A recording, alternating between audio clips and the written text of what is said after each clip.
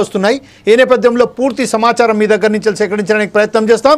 అప్పటిదాకా ఒకసారి వేచి ఉండండి. Please go with all those things and just I will move to the Raghava Guntur నుంచి రాఘవ ప్రస్తుతం ఏదైతే ఉన్నదో ఆంధ్రాకు సంబంధించిన అనేక యూనివర్సిటీస్ 9 యూనివర్సిటీస్ అంటే అది జేఎన్టీయూలో మురళీకృష్ణ గారిని కానివ్వండి, ఆంధ్ర యూనివర్సిటీకి శశిభూషణ్ రావు గారు కానివ్వండి, నెల్లూరు నుంచి విక్రమ సింహపూరి శ్రీనివాసరావు గారు ఉండి, రాయలసీమకు సంబంధించి ఎస్టీ నాయక్ కానివ్వండి, అలాగే వెంకటేశ్వర యూనివర్సిటీకి అప్పారావు కానివ్వండి, ద్రావిడ యూనివర్సిటీకి దొరైస్వామి కానివ్వండి, కృష్ణాదొరైకి సంబంధించిన బి అనిత మహిళలను కూడా ఒక బ్రహ్మాండమైన ఒక మంచి ఆలోచనతో చంద్రబాబు నాయుడుకు సంబంధించిన ప్రభుత్వం వీసీల నియామకాలు జరిగినాయి.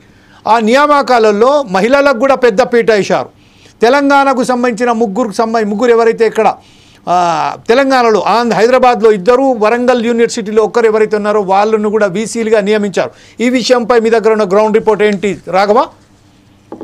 సార్, కూటమి ప్రభుత్వం వచ్చిన తర్వాత అంతమంది గత ప్రభుత్వంలో యూనివర్సిటీలో కూడా అసలు అస్తవ్యస్తంగా తయారైనాయి.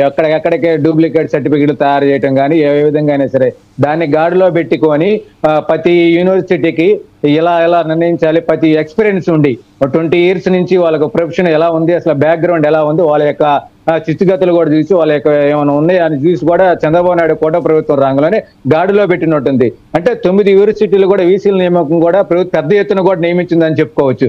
ఎందుకంటే చంద్రబాబు నాయుడు వచ్చిన తర్వాత ఇప్పటికి 8 నెలలు అయింది. 8 నెలల్లో కూడా ఆస్పీస్ అడుగులు వేయటమే తప్ప తొందరగా నిర్ణయాలు కూడా తీసుకోవట్లేదు. ఎందుకంటే కూటమి ప్రభుత్వానికి కూడా బేడ నేమ్ రాకూడదు, మనం ప్రతి పనిని కూడా అసలు ప్రజలకు అనుకూలంగా ఉండాలి, ప్రజలు కూడా అసలు దీన్ని అనుకూలంగా ఉండాలని కూడా నిర్ణయించింది. ఆ విధంగానే చంద్రబాబు నాయుడు నిన్న ఈసీ నియామకాలు కూడా ప్రత్యేకంగా ఎస్సీలు బీసీలు కూడా ఇలా నియామకాలు కూడా నియమించింది.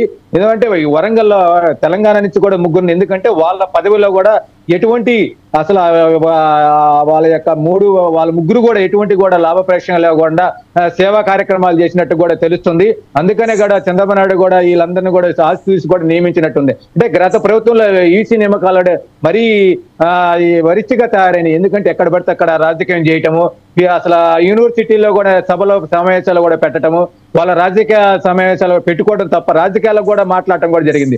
కొన్ని యూనివర్సిటీలో అటువంటి జరగకుండా ప్రక్షాళన చేయటం జరిగింది. అంటే చంద్రబాబు ప్రక్షాళన చేపట్టినట్టు కూడా యొక్క విద్యార్థులు కూడా వాళ్ళ యొక్క అభినందనలు కూడా తెలిపినట్టు కూడా ఉంది. ఎందుకంటే ఈ యొక్క రాజకీయ ప్రక్షాళన కూడా చేసి రాజకీయాలు ఎటువంటి సమావేశాలు పెట్టకూడదు, వీసీకి అన్ని అనుమతులు కూడా అంటే ప్రభుత్వం నుండి ఎటువంటి ఒత్తిడి లేకుండా ప్రత్యేక రాజకీయమైన చదువు మీద దృష్టి పెట్టాలి, విద్యార్థుల మీద దృష్టి పెట్టి యూనివర్సిటీని డెవలప్ చేయాలి, యూనివర్సిటీ ఒక అభివృద్ధి పథకంలో నడపాలని కూడా ఈ చంద్రబాబు నాయుడు కూడా దీని దిశానిర్దేశం చేసినట్టు కూడా తెలుస్తుంది సార్ యూనివర్సిటీల మీద. రైట్ రాఘవ, మరొకసారి మీ వద్దకు వస్తాం. ఈ రోజు ఏదైతే